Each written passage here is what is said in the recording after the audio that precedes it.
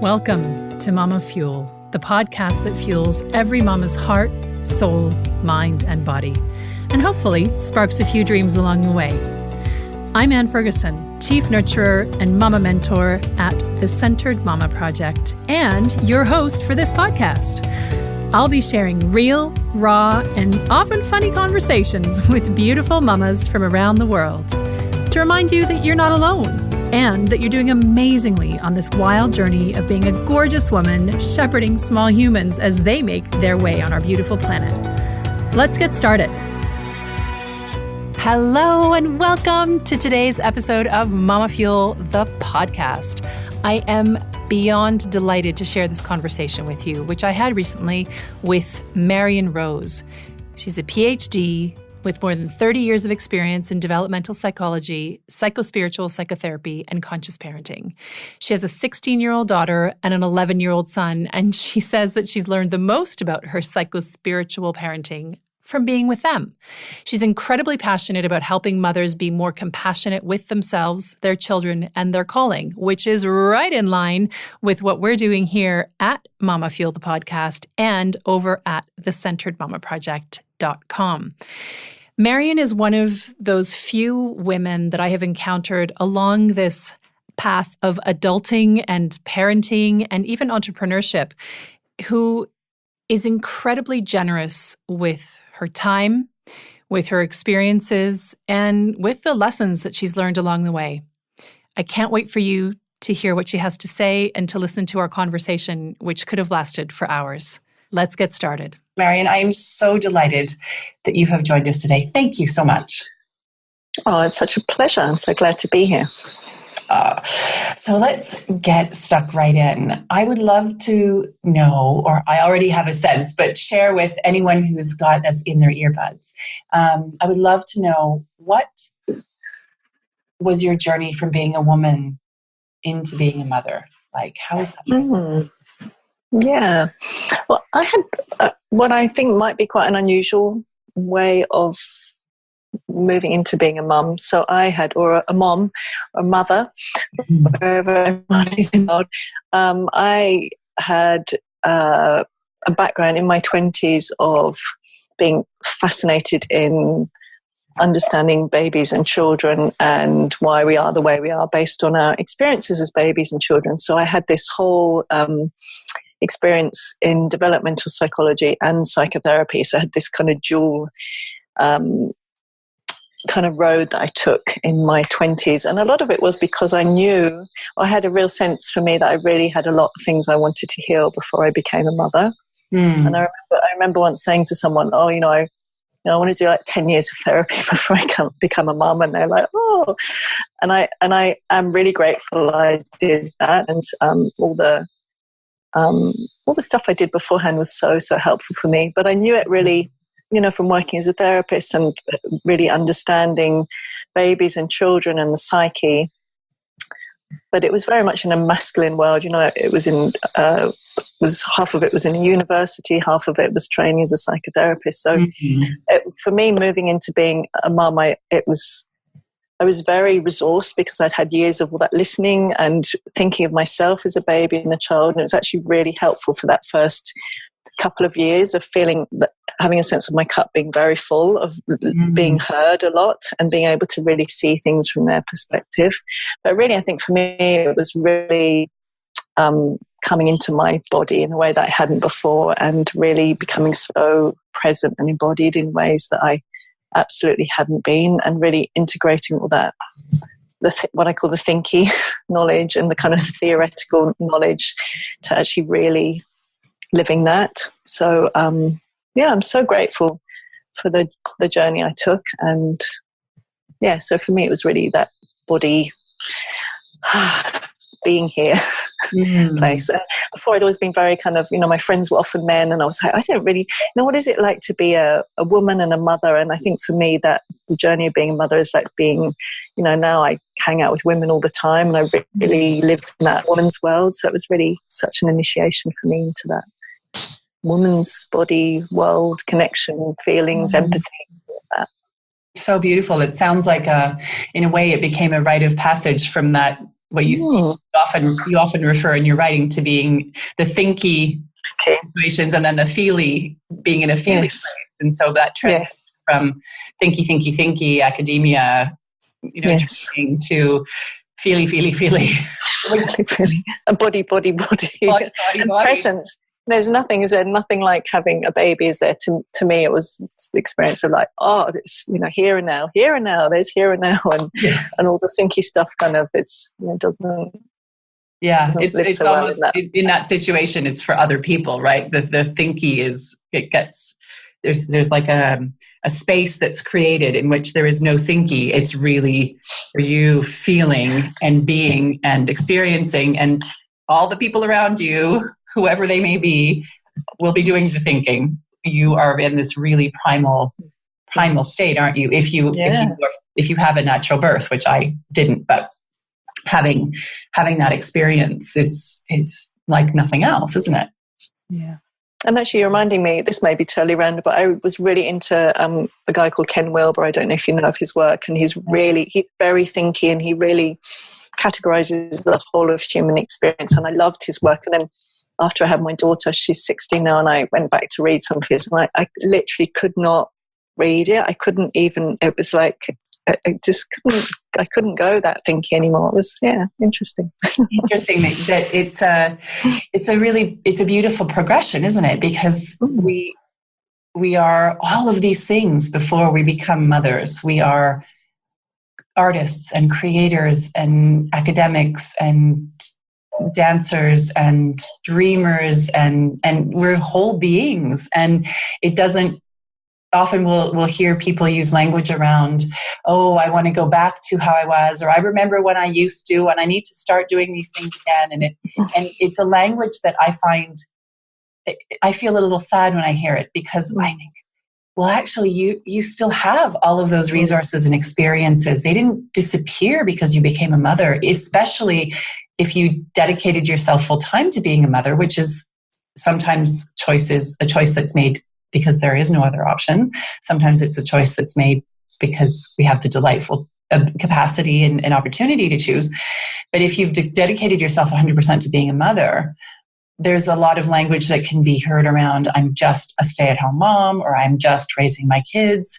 And I feel such sadness around that, because you are all the things that you were before. It may be that you're not watering those parts of your garden briefly, but you are now enriched by, as you were saying, you went from this thinky to being in the body, this embodied experience and the feeling. And it enriches you as a person. It doesn't diminish you. No. Yeah. It is part of our culture, isn't it, that doesn't really value that experience and that rite of passage. And, however it is for women, whether it's, no, we all have completely different experiences, but that isn't honoured and valued. And I think that's why often women have that, I want to go back to who I was, rather than us having a space really taken through that transition, so that we can, yes, maybe, as you say, maybe we're not watering those parts of us so much, but they're still there, and actually we become more. We haven't lost anything. Yeah. We become more. The garden becomes richer and more and fuller in some areas. It's like if we can take the analogy a step further, it's like seasons in life, right? There are some seasons where certain flowers and plants mixed together makes a different word. Plants. Where some flowers and plants are in full bloom and really rich and gorgeous, and other periods where there are very few. It's at time of recording, we're towards the end of March in Geneva, and we've gotten another cold snap. And I know you're in Australia and you're really warm. And we've got another hot snap. So it's opposite. And we have some flowers that I in Canada didn't know existed, but they're called winter roses. And they're these beautiful flowers that only bloom when it's around this temperature. It's around 2, 3, 4 degrees. And they're these exquisite flowers that cannot bloom. They just, in the summer, they sort of look at you and go, when is it going to cool down? It's 34 degrees in the garden and it's a bit much. And in the winter, they just, they're amazing. It is. It is. I'll see if I can post a picture of them. Yeah, I want to see them. Show notes, but I'll find out.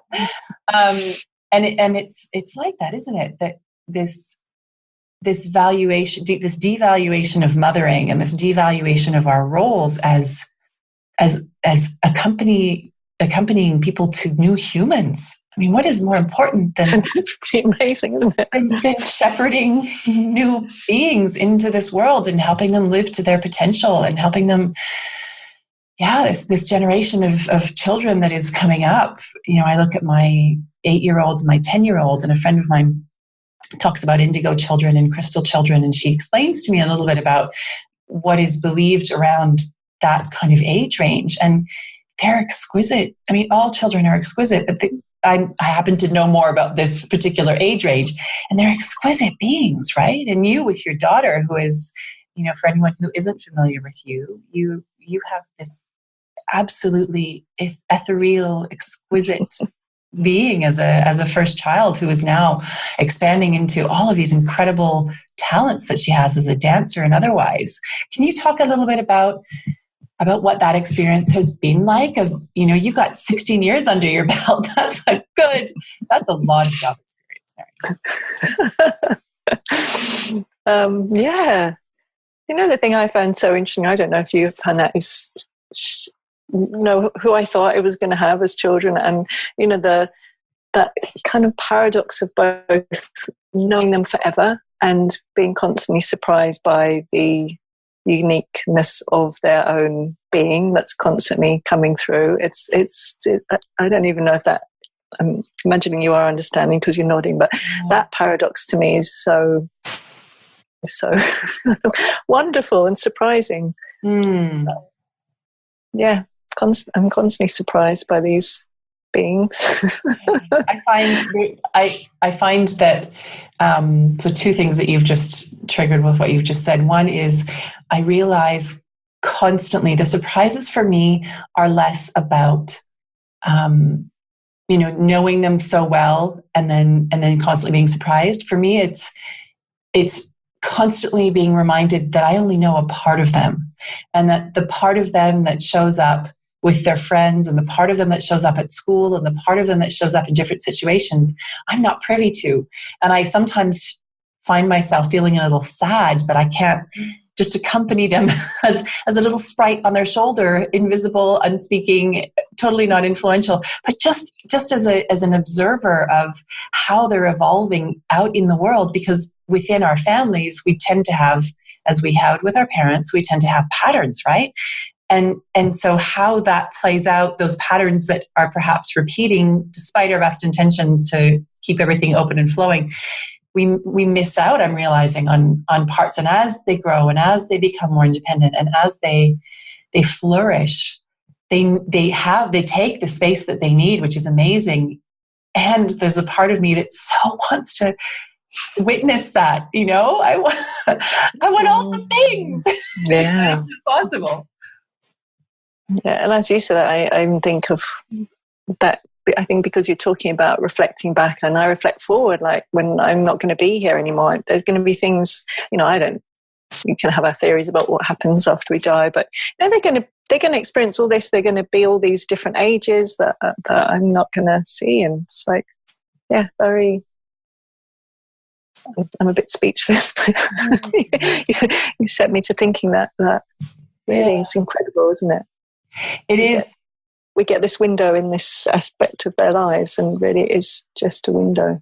It's just a window. And when you think about, my mother has often said to me, as mothers have done in the past, just wait until you're a mother. You don't know what it's like to love someone until you have your own children. You'll never understand how I love you until you have your own kids. And as much as that prompted multiple episodes of eye rolling for me over the years, I now sit in this role of mother, and along with many other things. And I think, wow, I'm having all of these realizations about my children. I'm having all of these realizations about the significance that our relationship has in setting them up for a well-communicated, balanced, stable life in the future, in as much as we can.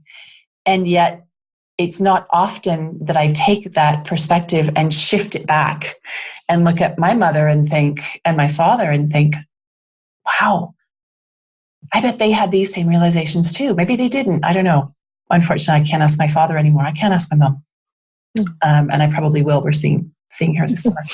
But wondering, how was that journey? How was that evolution? How was it for previous generations to have those realizations that actually, as much as this is a really intense time for these 15 or 20 years, then they continue to evolve, and so do we. And it's not just us not being in their lives as much, it's them not being privy to all of the wonder and joy and evolution that happens in our lives. It's really, it's that season thing, isn't it? So is. Yeah. I'm trying to think back. Really, if you've called in a really, I don't know, it's not melancholy, bittersweet. I don't know, there's some, that the kind of, I think there's something essential about parenting in a way around love and loss, because I often think about that, our job is to do everything we can so that eventually they don't actually need us. Yes. I mean, they may love to come and hang out with us and hopefully all of that, but that's our job, that we love them as fiercely and intensely and as unconditionally as we can, so that they actually then internalize that, so they can go out and do their thing in the world and actually not need us. And there's something so, bittersweet about that. There is, but at the same time, how exciting in a way that the need that they have of us and what we can provide to them is so internalized. It's something that, I am continents away from the place that I grew up, and as are you. And yet those things that we knew to be true, not all of them, because we realized many of them weren't actually what we thought, but so many of those things that we knew to be true, that we were loved, that, that there was this, no matter how complex potentially or challenging at times a relationship may have been, hopefully all of us carry within us a deep knowing of love and of a value that we have. And so that you talk about our children not needing us as much. Is it that they don't need us as much, or is it that we have filled them, in the best case scenario, with as much of our love and our acceptance and our encouragement and our witness and accompaniment as we could in that intense time? And like all mammals, they set off and fray their own path. And how exciting is that at the same time, right? That they have this capacity to go out and live all of this. Oh, I have goosebumps just thinking about it. And at the same time, my heart is going, no, I'm not ready. We're only 8 and 10, so it's not happening, but I'm still not ready, even though I know it's not happening yet. Yeah. I would love to know, Marion, I'm trying to remember what my second thing was that you triggered. It's not coming back, so hopefully it'll come out of the lockbox back there. I would love to know, as you have progressed through this journey of motherhood, you obviously have had tools that most of us didn't have. Most of us didn't do the 10 years of therapy before becoming parents, which on the whole, I would say is possibly unfortunate. Certainly in our case, I probably benefited from it. More just from a perspective of getting into our own stories and what the meanings that we have ascribed to different situations and different behaviors, and what we make those things mean about us.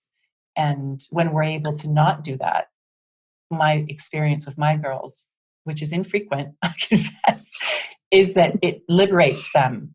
If I don't make whatever they're doing about our relationship or about me or about my parenting, it's so much freer and lighter, isn't it? And that's something that in my imagining, you will have come into parenting with the capacity to do that, which most of us don't have.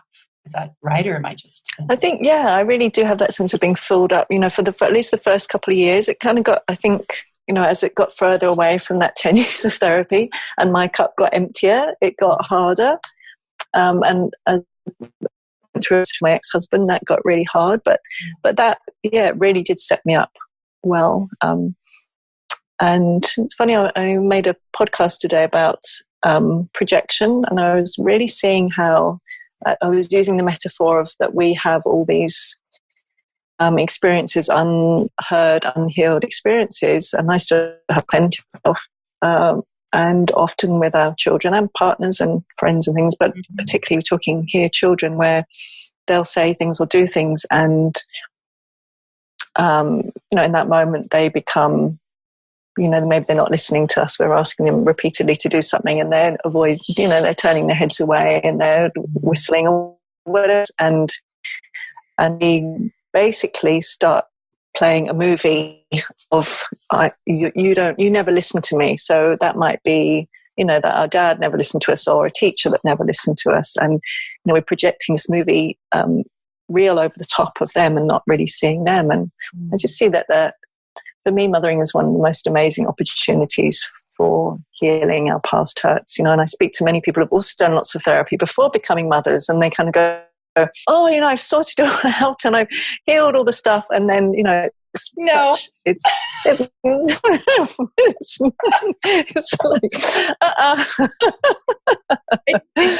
bit of a inescapable.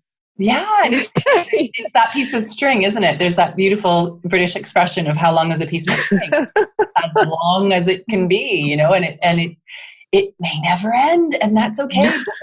I believe that we're here to really learn specific lessons in this lifetime, and whether you believe in multiple lifetimes or not, it becomes clear when opportunities to heal come forward over and over and over.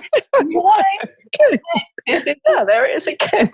This is a thing that needs healing. It might feel like, we talk about opportunities to heal because this is the kind of language that we're used to using, but it may be that, situations that are really hard and really upsetting and difficult present themselves over and over and over. And you think, gosh, why me? Why again? Why is this happening?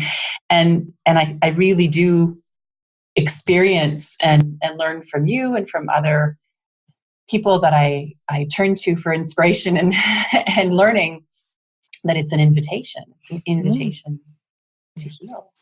Yeah. And I just think it's the most amazing thing. That's what I love reframing, is because I think often I hear mothers judging themselves. I'm having a reaction to my child. I'm not, I'm having, usually when it's a big reaction, it's clearly not about our children, and they'll themselves, I talk about the emotional sticks of guilt and shame. And really that's the way our psyche is designed to work. We're designed to, when we experience something in the present that reminds us of the past, those feelings, thoughts, memories, needs, things that we needed to say and hear come up in the present moment to be heard and healed. That's the way we're designed to work. So I find really the more we can be compassionate and really kind of celebrating that part of ourselves and finding ways to do that, which, less often we're kind of projecting that in our child, and finding ways to help heal in ways that don't include shouting at them, the more helpful it is. And to know that we can always repair, that we're plenty of times do things I don't want to do with my children, but we can repair. Yeah, same. There are times when we do a lot of repairing. And could you tell anyone who's listening about how you can do that, how you can repair? Because the reality is, even the greatest teachers, the most noble spirits I don't count myself among them, but everyone remains human. And absolutely, of losing the plot and projecting, because I think, as you were talking and saying that our minds are designed to work that way, where you've had an experience and when a similar one comes up, you have all of those things that needed to be heard and the things that you need to say that come up.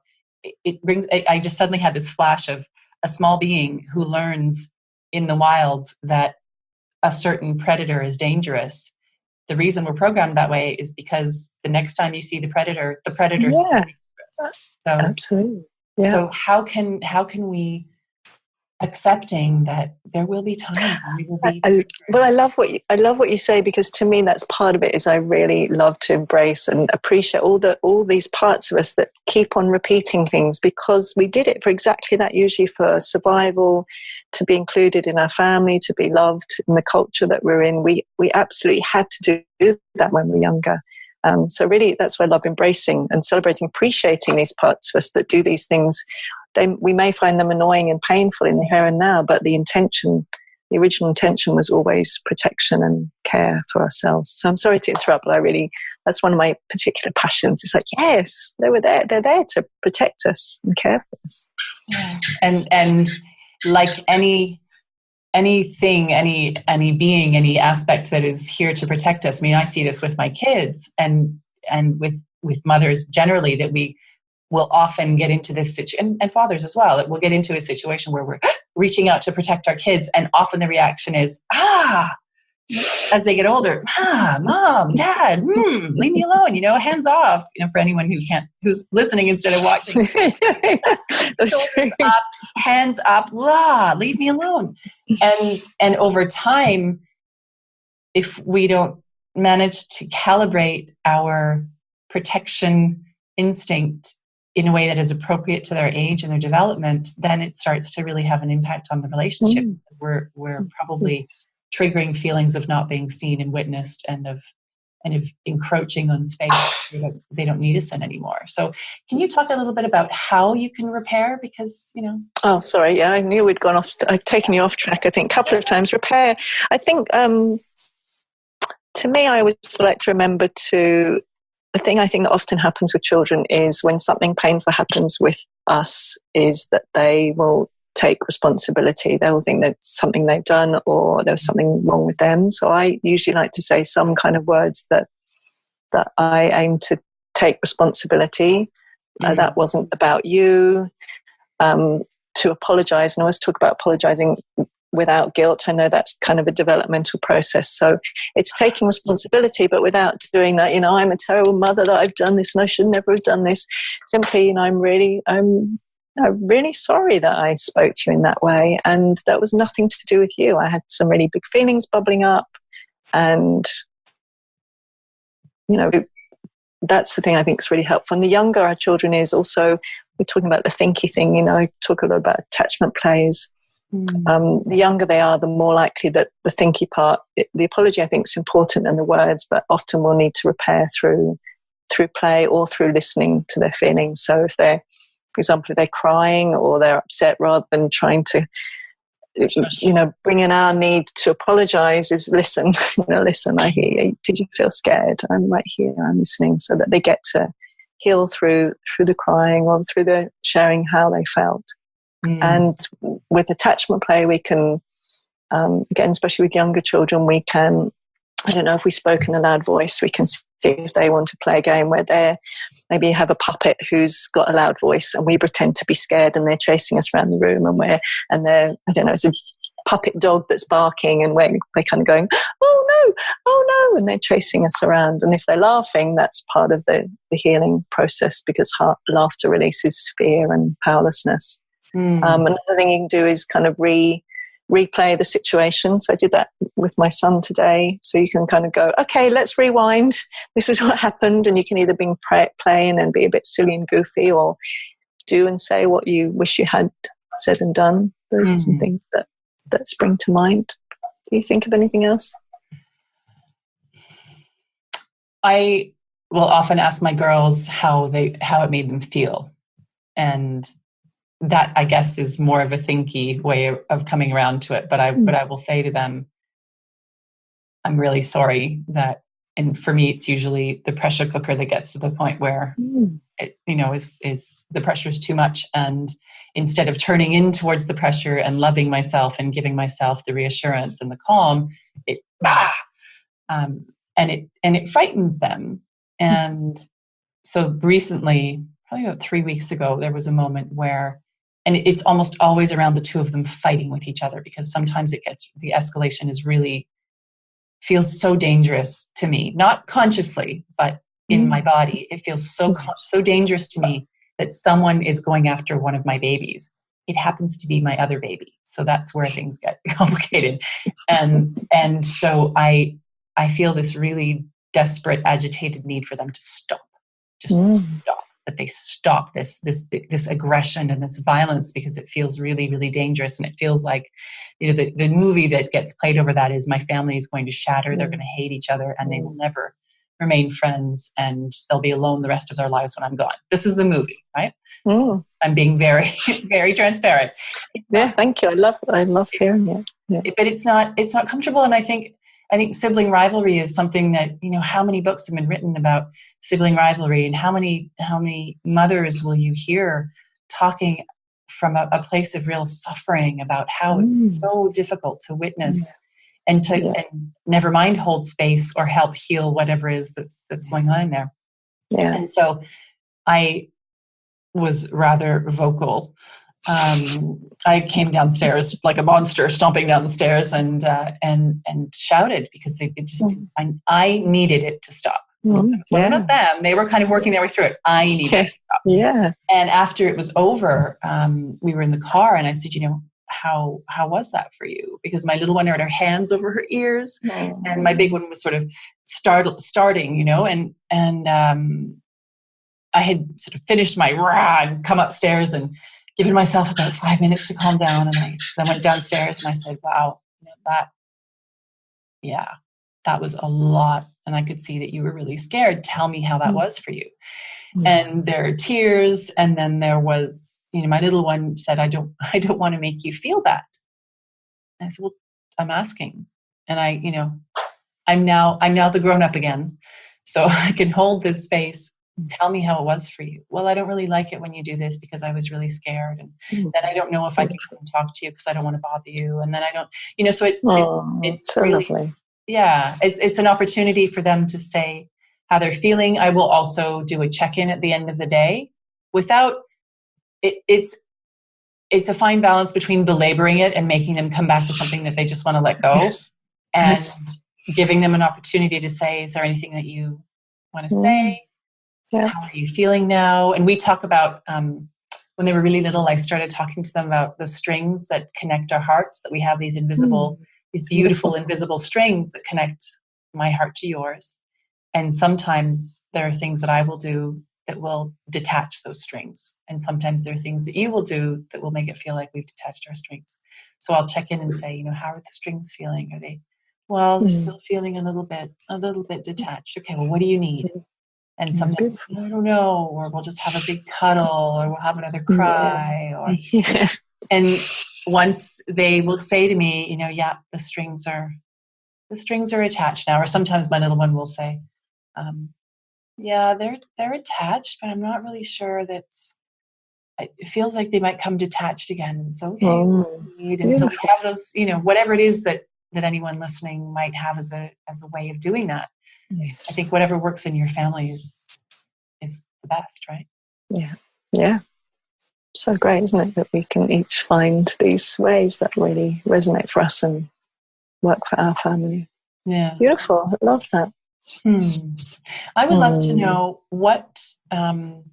how do you, because I talked about it in the introduction already, but you obviously work with a lot of mothers and supporting mums through your writing and through the courses that you offer, and the circles that you have near where you live in Australia. I wish I lived close to you. I'd be in there like that. Oh, I love them so much. It would be so fun. And so I say fun. No, it would be it would be so nourishing. I need to know that they are fun as well at times. I can imagine that they are fun as well. And safe places. It feels to me like it would be a real safe harbor for a mama's heart and soul. But can you talk to us a little bit about how you work with mums and what some of the main concerns and challenges are that are constantly brought to you? Because you've been doing this for a long time, and both the parenting gig and the supporting parents. So how do you work with mums, and what are some of the main challenges? So in terms of ways of working, I really love having kind of 3 different lenses. So I really love love always the opportunity, and every mum's different in terms of where they want to go with it, but often the people that get drawn to me really like that way of working on and the theoretical understanding, like, well, what's actually happening here? So how can I understand my child? How can I understand why they're doing this? So kind of having a theoretical underpinning, and themselves as well, like to, really compassionate framework to actually understand. I really like that. And then also some really practical things that they can actually do with their children. But most of all, I really love the piece of the reparenting, the inner reparenting. So I could call it REPAIR reparenting. So the inner work, that every time is an opportunity, as we've been saying, is always an opportunity for healing an old hurt. So going back to what this reminds us of, and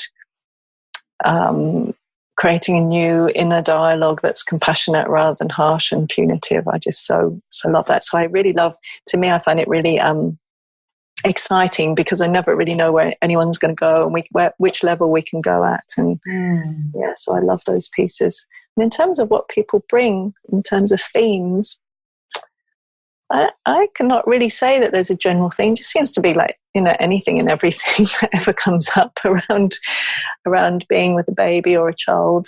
I tend not to work with parents of teens, but more babies and children. Just all the things, all the things that you could possibly think of. There's nothing specific that jumps out. But one of the things that has connected the most with me in my journey as a mama, and as a person overall, because part of we're talking about motherhood, but that's only part of who we are, is this idea that you have introduced of the inner loving team, the inner loving support team. Some people call it the Marion method.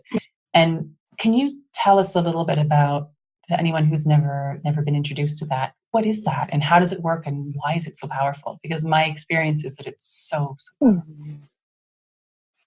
Well, it really comes back to my sense that kind of what we talked about, really, that we do internalize a lot of what we experience. So the way, for example, our needs were met and our feelings were heard, usually often by our mothers in particular, we internalize that, and that becomes our inner mother.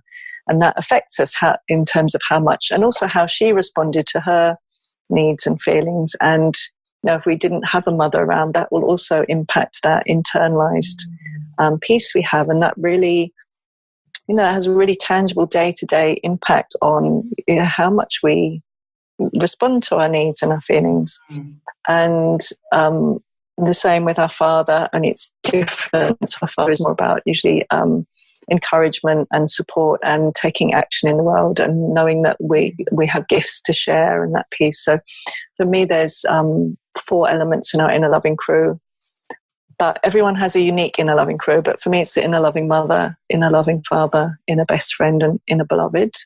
And what we can do basically is through seeing where we're at the moment, for example, with how much do we listen to our needs, how much do we honor our feelings and our intuition and our yeses and our nos, and how compassionate are we with ourselves. And we can, through getting to say the things that we didn't get to say to our mother, to our inner loving mother, we get to heal from those. We get to then have a new internalized version, which is our inner loving mother, which can be, for me, everyone's different, but for me, she's unconditionally loving. She's always there. Whatever I do, say, think, she absolutely is always there and present. And for me, it's really very much a physical thing. So it'll simply be, whenever I'm going through anything, or, I could be on this call, often it's even during sessions, and she'll just say, I'll put my hands maybe on my heart, or here on my forehead or on my thighs, and connecting with her, and she'll say, I'm right here. I'm right here. I love you. I'm right here with you. And always when I do that, I feel that the breath and the sinking in, and the deep unconditional love and presence that's available there for me. And for me, it's transformed everything that's transformed my relationship with my outer mother, despite all the years of therapy I've done. For me, it means there's always someone there. I never feel alone anymore. And it's just helped me really be able to stay present with whatever's going on. And another great thing is it's really helped me. I used to be, you probably heard me say, I used to be full of guilt and shame and self-judgment and I never ever feel guilty anymore. And shame, really small amounts that I'm still working with, and I'm just not willing to do the things that, my inner dialogue used to look pretty, it was very harsh, and it's just not anymore. And what I love to share my story, because I know if I can do it, anyone can. And it's not a thing that we can do like this. It's a journey, but it's certainly possible really to change, compassionately. There's no judgment of our mothers or fathers or, all those parts in us, but it's really evolving so that we give ourselves often what we give our children. So often this really came from seeing all these mothers that I was working with doing this amazing stuff with their children and meeting their needs and listening to their feelings and bringing them up without punishments and rewards, and yet still doing all those things to themselves. And that's where I came upon, I really want to go back to really my therapeutic background to really integrate these two pieces and give to our inner children what we learn to do to our outer children. And then it becomes this beautiful dance between the outer and the inner. All the things I've learned to do with my children, I've learned to do with my inner children, and through receiving those things on the inner, then it helps me have more understanding of what my children might need. And it's this beautiful, ongoing, flowing journey. It's so powerful, isn't it? And it's an opportunity. I've often heard said that parenting and starting a business, parenting, yes, very similar, aren't they? are very great opportunities as well. Exactly. As we're both very conscious of. Yes, all the time grateful. But being on this journey, it's such an opportunity, but it isn't. The benefits of the healing that we do, and the benefits of the evolutions that we manage to experience, have an effect in our whole lives, right? This is why I want so much for mothers. I'm on such a mission for mamas to change the way that we treat ourselves. Then changes the way that we treat each other as mothers. It changes the way we treat all the other humans we encounter, from the cashier at the grocery store to the person driving the taxi, to the doctor, to the teacher, to our neighbor, to our parents, to our children. And it changes everything when we manage to meet our own needs, doesn't it? Yeah. Could you be more loving to ourselves? Yes, be more loving to ourselves. Not when we've gone for that run, not after we've done the to-do list, or we've managed to mail all the laundry for the week, or we meet that deadline, or we get that raise. Because we're never going to get to the end of that list, basically. The list will never end. It is an endless list. And it's something that I sent an email out on day of recording to people who've subscribed to my list today. And I was talking about how we're on this endless spiral ride. And it's like a loop that we become mums, and it's excitement and joy and delight and, oh my God, what have I done? And then we give. And then we become exhausted, and then we become resentful. And then someone asks us for another thing. And then we go beyond the boundaries of what we're capable, able, or willing to do. And we snap, and then we feel guilty, and then we beat ourselves up. So then we do more to compensate for the behavior that we think is reprehensible. And then we become exhausted again, and we're right back where we started. And the guilt that kicks in, and the shame that our inner beat up crew. Oh, the inner beat up crew. There's a new one. Right? You have every time you pick up the pen, I'm like, no, it's not a pen. It's like, I want a big thing. It's a stick. To me, it's a stick. I call it the emotional stick, because I always imagine it being a big stick. Yes. So that's always the closest thing. It's bigger, much bigger, and more sharp and dirty and painful than the dirty pen. With like bits that will stick in. It's just. And so I'm getting really vivid, but being on that. I need to get a stick, clearly, from now on to have on my desk whenever I talk about it. I'll think of you every time now. Okay, the pen is not going to cut it anymore. I literally, as you picked it up, I was thinking, I need to, the only big thing I have is my water bottle, but it's not a thing. It's not a thing of objective aggression. But we do, don't we? We get into this. I don't anymore.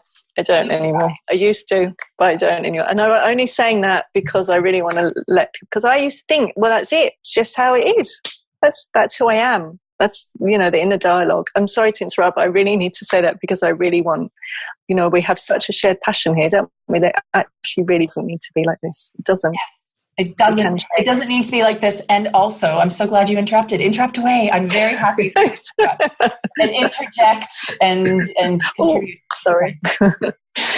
But I was going to say something and I've lost it. And I got the interrupt. I got the interrupt on with a ding on my computer. So, and another one. Another interrupting thing. No, please stop writing. Stop writing to me. So it is such a, it's like, that's what it was. It's like when people think that being aggressive with yourself or being critical to yourself will make you better at something. Yes. And it'll make you more loving. Doesn't work. That'll make you more available and accessible and nurturing and warm and zen and all of the things that you fantasize about being. It doesn't work, because if it did, that really crappy abusive boss that you used to have would have made you a better person at your job. Yeah. And it didn't happen. It doesn't work. It's the same reason punishments don't work with children. Doesn't work. Self-punishment doesn't make us more loving. Loving makes us more loving. and yet we are so and I don't mean this in a judging way, and I can think of myself as well. We're so passive in our acceptance of, well, this is, what you said, this is just how it is. This is, being a mom includes feeling crap 200% of the time because you're falling short of the impossible standards you've set. And it includes feeling guilty all the time. And then when you misbehave, in air quotes, you feel shame, and then you beat yourself up some more, and then you feel crap. And I mean, on a very I guess, what's the word I'm looking for? I was going to say colloquial. On a very practical level, think of any time if you have ever had too much to drink, and the next morning, how you feel. Imagine that you in that state then need to be cheerful, pleasant, energetic, and full of life and go off and do something really positive. You can't. So it's the same. It's like it's ingesting toxins through your mind constantly.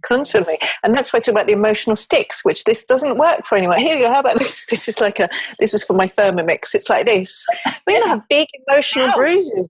Emotional bruises every time we hit ourselves with those sticks. And then we've got less, and again, not to judge, but we've got less. And that's what I kept on finding for myself when Lana was younger in particular.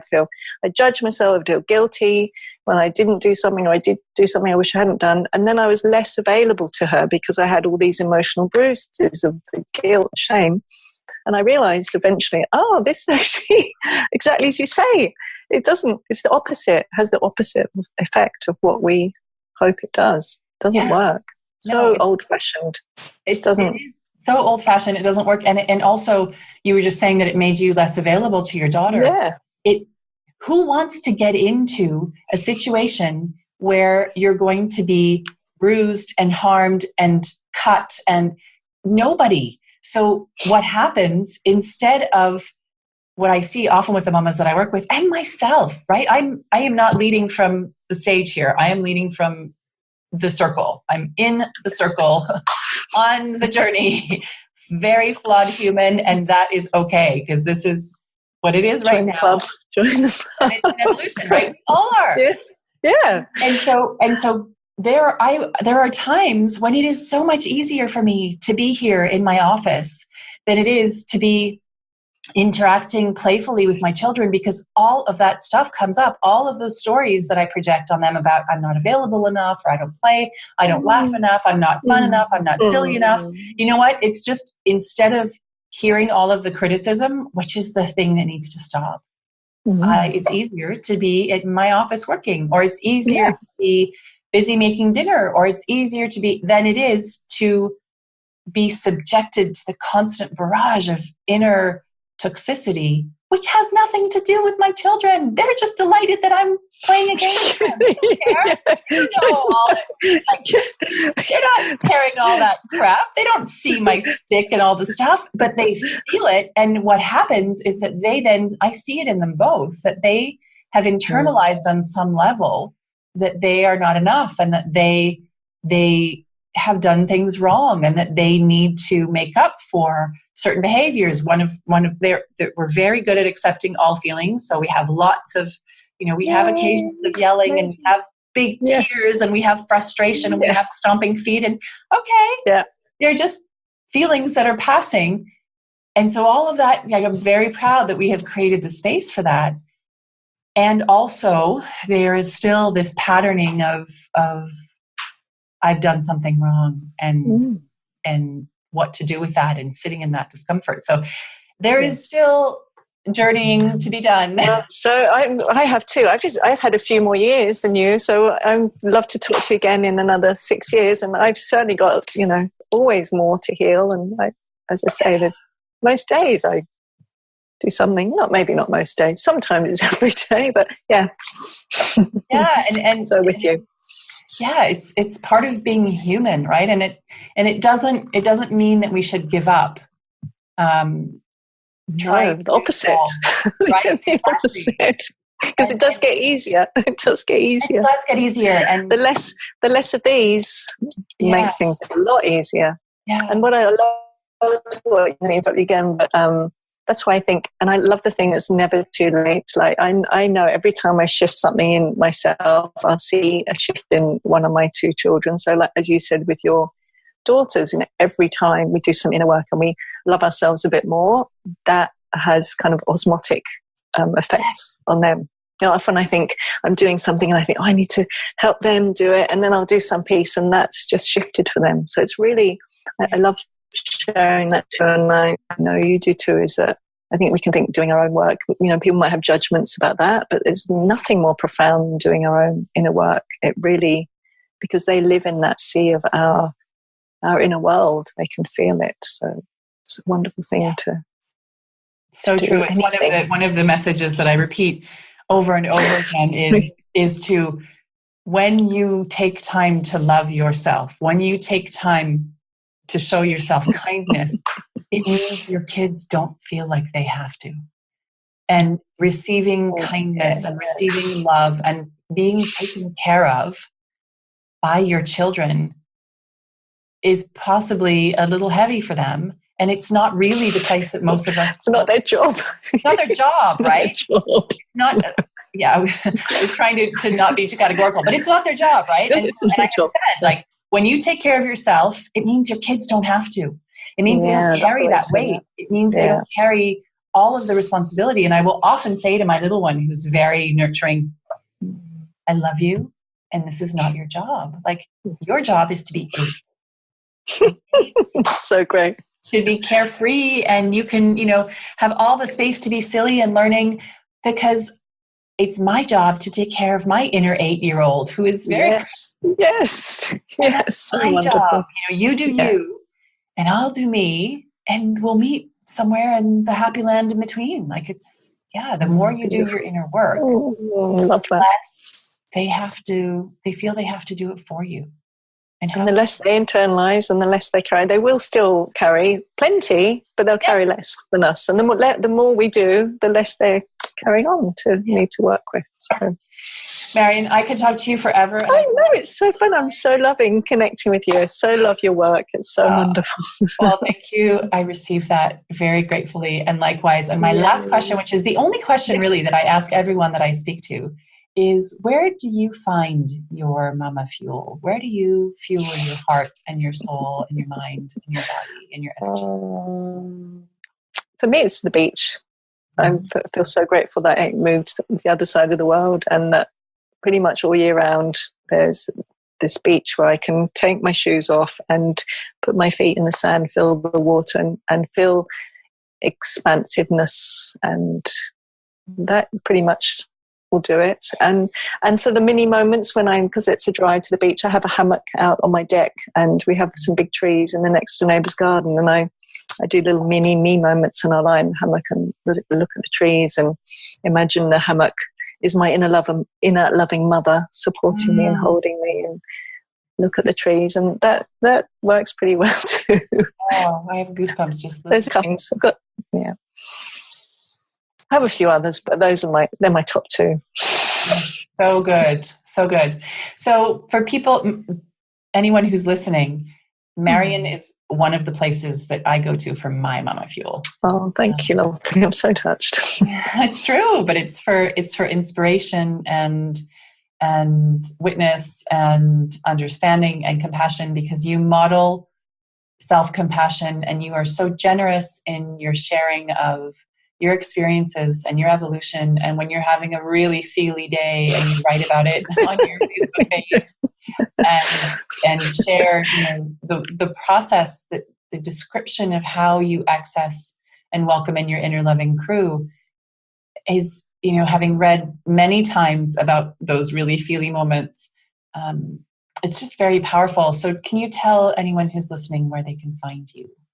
I've got Mozzie landing on my nose. It's marionrose.net is my website, and from there I have all my resources, and Marion Rose Mothering Mentor is my Facebook page. But everything you can find from my main website. Yeah. Oh, it's so great. And you have so much free content and so much amazing resource. So I would really encourage anyone listening, if you're looking for a place to get some Mama Fuel and some inspiration, Marion is one of my top two go-tos for sure. Thank you, lovely. It's such an honour. I'm so touched and blessed. Oh, well, likewise. I am very delighted that our paths have crossed. I'm so excited to have this conversation, and I feel like we have a meeting in Australia coming. Australia keeps being on my radar. So I spoke of the beach and your feet in the sand. I just thought, I can do that. That would be so good, because it's 2 degrees and blowing a gale outside. Yes, and as you know, coming from England, I know very much. I mean, it's not quite as cold as Geneva there, but it is nowadays. But yeah. Thank you so much. I wish you a beautiful night, and look Lots forward of love. to again another time. Thank you. That's it for this episode of Mama Fuel, the podcast. Thanks for listening. There's a lot more conversation, sharing, and real mama talk happening in our private Facebook group. To join in, go to www.thecenteredmamaproject.com/Facebook and be sure to say hello when you get there. Can't wait to see you. If you like this episode, or if you know a mama who could use a little Mama Fuel, I'd love you to share this episode and to rate and leave a review.